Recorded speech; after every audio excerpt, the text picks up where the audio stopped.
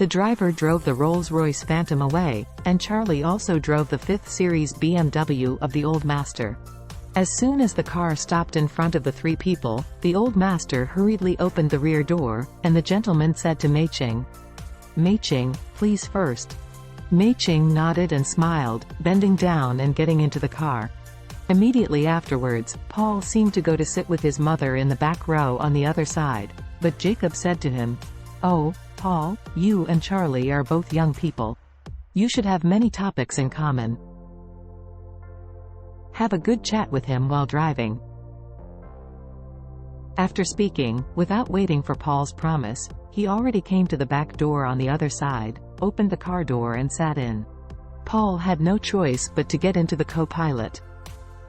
Charlie drove toward the city, and Jacob in the back row said to Mei-Ching with a little embarrassment, "Oh, Mei-Ching, this car is a bit crude, and I hope you don't mind too much." Mei-Ching said helplessly, "Jacob, I have already told you, I don't care about these things, so you don't have to mention them all the time." "Yes, yes." Jacob complimented, "I don't mean you care, I just feel that this car is not worthy of your temperament. Look at how you look like a 50-year-old middle-aged and elderly person. It's less than 40. A woman with temperament like you should ride in a top luxury car like a Rolls-Royce." When Mei-Ching heard him complimenting herself, her face flushed slightly, and she smiled and said, "After so many years, you still speak so well." Jacob smiled and said, "What I said is all from the bottom of my heart." Mei-Ching nodded and asked him, "By the way, how are you doing for so many years?" Jacob sighed and said angrily, "I have done it, that is, to be honest, after graduating from university, I have not been so happy." Mei-Ching asked in a low voice, "Are you and Elaine unhappy?" "Happiness?" Jacob gave a wry smile and exclaimed, "I have never had these two words with her for more than 20 years. Seeing Jacob's wry smile, there was an inexhaustible pain, and a distress and regret flashed in Mei-Ching's beautiful eyes. She remembered the thing that she could not forget the eve of college graduation. That day, her roommate ran back, crying and said to her that her boyfriend took her for the first time after drinking. She suddenly felt a bolt from the blue sky, and the whole person was on the verge of collapse. At that time, she had already started happily planning the route after graduation. The family arranged for herself and her boyfriend to go abroad for further study, so that the two could stay and fly together, and at the same time, they could get a higher diploma together and come back later, serve the country and become a pillar of the country. But who would have thought that suddenly, such a disintegrating thing would happen?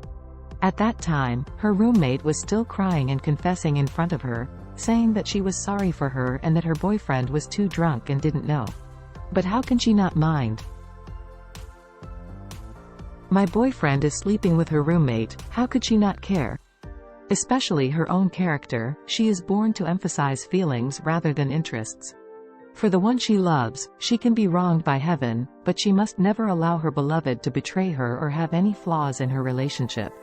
Therefore, she could not accept such a thing, so she chose to quit, and left Orus Hill and China sadly.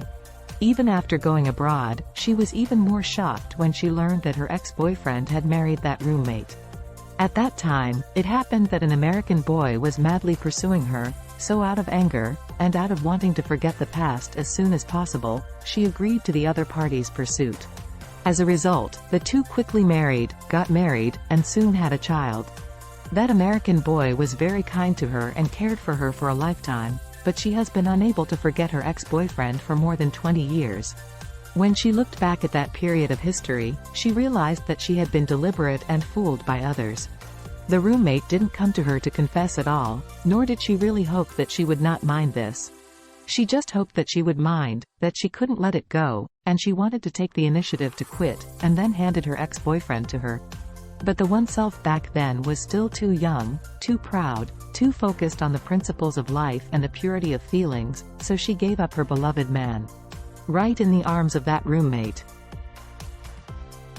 Because of Jacob's unforgettable heart, Mei-Ching's married life was actually very painful.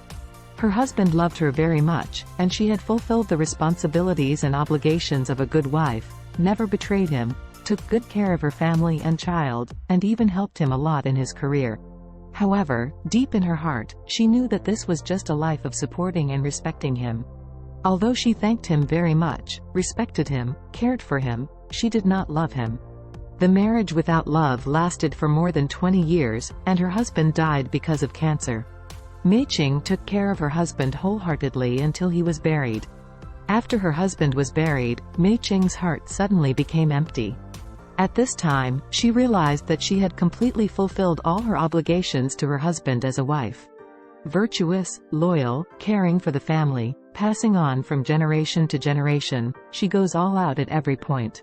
However, after her husband died, she suddenly realized that her life should be lived for herself once. So, she resolutely prepared to return home. And what she wanted to see most when she returned to China was Jacob, who was impulsively handed over to Elaine.